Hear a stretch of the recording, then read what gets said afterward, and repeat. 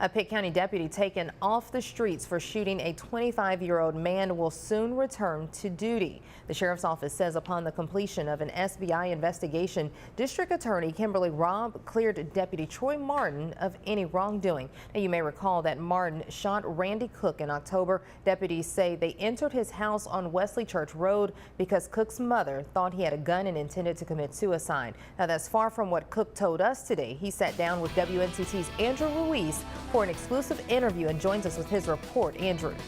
Angela, I asked Cook directly, did you have plans to commit suicide? He said no. The only reason his mother hadn't heard from him is because he was fast asleep in his house. That is until deputies came barging in. I was unarmed. I didn't have any weapons. I wasn't trying to fight him. I just wanted to know who it was. And basically, this is what Randy Cook says happened on October 5th. I was asleep in my daughter's room.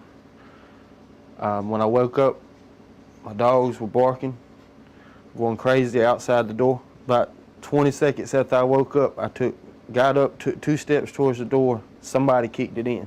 At that point, deputies say Cook lunged at them and they fired 2 shots. He says I lunged at him, which I didn't.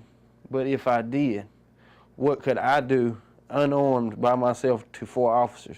That question was up for debate during the SBI's investigation, but upon its completion, the district attorney ruled the officers acted lawfully. Previous information from his mother indicated Cook was armed and could potentially commit suicide. I got a text and it insinuated that he was going to kill himself.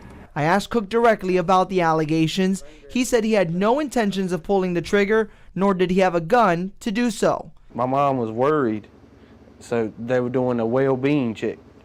There was no guns in here. There was no weapons. Have you ever owned a gun? Yes, I have, but I don't have one now.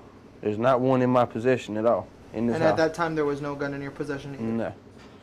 Because of scheduling conflicts, the sheriff was unavailable for an interview. He did, however, release this statement. It reads, "I am confident the SBI investigated this case thoroughly. If they say my deputies did nothing wrong, then I am certain that they handled the situation in the best way possible." End quote.